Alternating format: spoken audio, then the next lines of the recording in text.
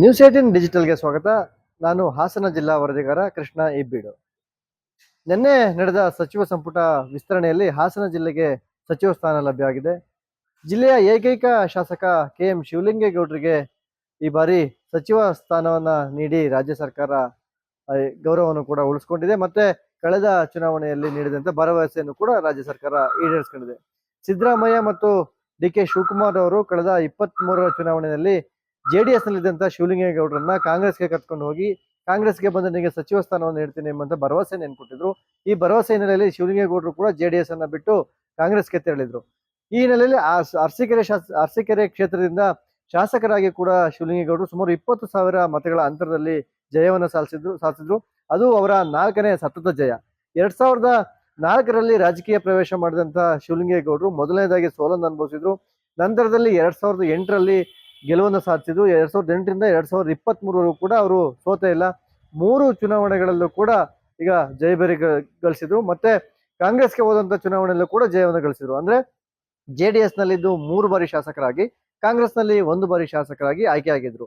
ಈ ಹಿನ್ನೆಲೆಯಲ್ಲಿ ಹಿರಿಯ ಶಾಸಕರಾಗಿದ್ದರೆ, ಹಾಸನ ಜಿಲ್ಲೆಯ ಪ್ರಭಾವಿ ನಾಯಕ ಕೂಡ ಆಗಿದ್ದಾರೆ.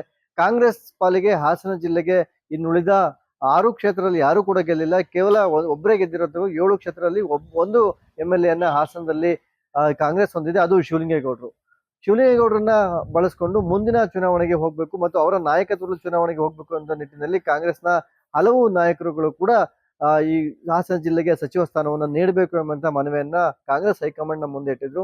ಹಾಸನ ಸಂಸದರಾಗಿರ್ತಕ್ಕಂಥ ಶ್ರೇಯಸ್ ಪಟೇಲ್ ಅವರ ಚುನಾವಣೆಯಲ್ಲೂ ಕೂಡ ಶಿವಲಿಂಗೇಗೌಡರು ಕೆಲಸ ಮಾಡಿದ್ದಾರೆ. ಅವರ ಅನುಭವ ಕೂಡ ನಮಗೆ ವರ್ಕೌಟ್ ಆಗಿದೆ. ಆ ಹಿನ್ನೆಲೆಯಲ್ಲಿ ಹಾಸನ ಜಿಲ್ಲೆಗೆ ಸಚಿವ ಸ್ಥಾನವನ್ನ ನೀಡಲೇಬೇಕು.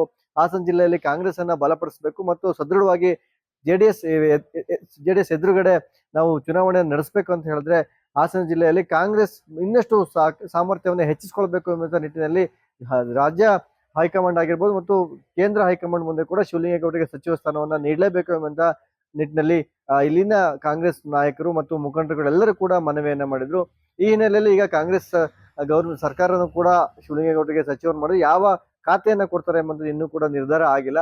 ಆದ್ರೂ ಕೂಡ ಅರಸೀಕೆರೆ ಕ್ಷೇತ್ರಕ್ಕೆ ಸಂಬಂಧಪಟ್ಟಂಗೆ ಸಾಕಷ್ಟು ಲಿಂಗಾಯತ ಮತಗಳನ್ನೇ ಹೊಂದಿರತಕ್ಕಂಥ ಕ್ಷೇತ್ರದಲ್ಲಿ ಅರಸೀಕೆರೆಯಿಂದ ಶಿವಲಿಂಗೇಗೌಡರು ಒಕ್ಕಲಿಗ ಸಮುದಾಯಕ್ಕೆ ಸೇರಿರ್ತಕ್ಕಂಥವ್ರು. ಆದ್ರೂ ಕೂಡ ಲಿಂಗಾಯತ ಸಮುದಾಯನ ಮನವೊಲಿಸೋದ್ರಲ್ಲಿ ಮತ್ತು ಅವರ ಪ್ರೀತಿಯನ್ನ ಗಳಿಸೋದ್ರಲ್ಲಿ, ಅವರ ಪ್ರೀತಿಯನ್ನು ಗೆಲ್ಲೋದ್ರಲ್ಲಿ ಶಿವಲಿಂಗೇಗೌಡರು ಸಫಲರಾಗಿದ್ದಾರೆ.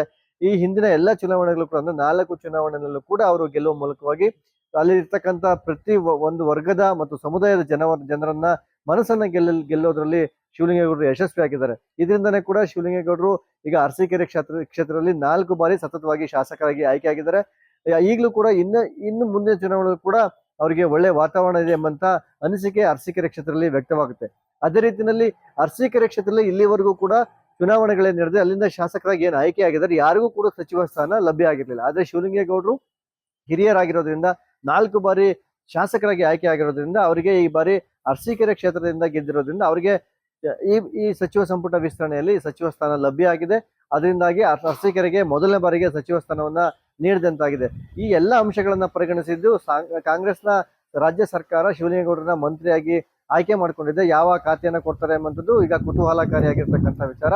ಅರಸೀಕೆರೆ ಕ್ಷೇತ್ರ ಅಲ್ಲ, ಹಾಸನ ಜಿಲ್ಲೆಯ ಪ್ರತಿ ತಾಲೂಕಿನಲ್ಲೂ ಕೂಡ ಕಾಂಗ್ರೆಸ್ ಕಾರ್ಯಕರ್ತರು ನಮ್ಮ ಜಿಲ್ಲೆಗೆ ಒಂದು ಸಚಿವ ಸ್ಥಾನ ಸಿಕ್ಕಿದೆ, ನಮ್ಮ ಜಿಲ್ಲೆಯಲ್ಲೂ ಕೂಡ ಕಾಂಗ್ರೆಸ್ನ ಕಾರ್ಯಕರ್ತರು ಮುಖಂಡರಿಗೆ ಅನುಕೂಲ ಆಗುತ್ತೆ, ಪಕ್ಷವನ್ನ ಬಲವರ್ಧನೆ ಮಾಡ್ಬೋದು ಮತ್ತು ಜಿಲ್ಲೆಯ ಅಭಿವೃದ್ಧಿಗೆ ಏನೆಲ್ಲ ಅಭಿವೃದ್ಧಿಗಳು ಆಗ್ಬೇಕು ಎಲ್ಲ ಯೋಜನೆಗಳನ್ನು ಕೂಡ ನಮ್ಮ ಸಚಿವರ ಮುಂದೆ ಇಡ್ಬೋದು. ಜಿಲ್ಲೆಯ ಚಿತ್ರಣ ಏನಿದೆ ಎಲ್ಲ ಸಚಿವರಿಗೆ ಗೊತ್ತಿರುತ್ತೆ.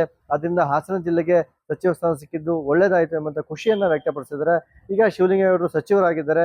ಹಾಸನ ಜಿಲ್ಲೆಯಲ್ಲಿ JDS ನ ಭದ್ರಕೋಟೆ ಅಂತಾನೆ ಹೆಸರಾಗಿದೆ.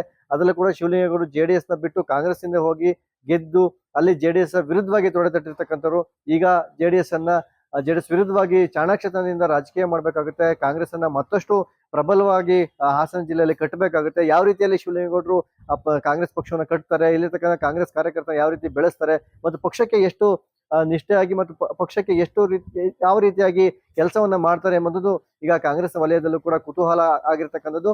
ಒಮ್ಮೆಲೆ ಅದು ನನಗೆ ಸಚಿವ ಸ್ಥಾನ ಕೊಡಬೇಕು ಅಂತ ಬೇಡಿಕೆಯನ್ನ ಶಿವಲಿಂಗೇಗೌಡರು ಕೂಡ ಸಾಕಷ್ಟು ಬಾರಿ ಹೈಕಮಾಂಡ್ ಮುಂದೆ ಇಟ್ಟಿದ್ರು. ಈಗ ಸಚಿವ ಸ್ಥಾನವನ್ನ ಕಾಂಗ್ರೆಸ್ ಹೈಕಮಾಂಡ್ ಕೊಟ್ಟಿದೆ. ಮುಂದೆ ಯಾವ ರೀತಿ ಅವರು ಕೆಲಸ ಮಾಡ್ತಾರೆ, JDS ನ ವಿರುದ್ಧವಾಗಿ ಹಾಸನದಲ್ಲಿ ಕಾಂಗ್ರೆಸ್ ಯಾವ ರೀತಿ ಕಟ್ತಾರೆ ಎಂಬುದು ಈಗ ನಾವು ಮುಂದೆ ಕಾದ್ ನೋಡ್ಬೇಕಾಗಿದೆ. ನಿರ್ಭೀತ ನಿಷ್ಪಕ್ಷಪಾತ, ವಿಶ್ವಾಸಾರ್ಹ ಸುದ್ದಿಗಳಿಗೆ ಮತ್ತೊಂದು ಹೆಸರಾಗಿರುವ ನ್ಯೂಸ್ 18 ಕನ್ನಡ ಈಗ ಆಪ್ನಲ್ಲೂ ಲಭ್ಯವಿದೆ. ದಯವಿಟ್ಟು ಇಲ್ಲಿರುವ QR ಕೋಡ್ ಸ್ಕ್ಯಾನ್ ಮಾಡಿಕೊಂಡು ಆಪ್ ಡೌನ್ಲೋಡ್ ಮಾಡೋದಕ್ಕೆ ಮರಿಬೇಡಿ. ನಿಮ್ಮ ಬೆಂಬಲ ಹೀಗೆ ಸದಾ ನಮ್ಮೊಂದಿಗಿರಲಿ. ಧನ್ಯವಾದ.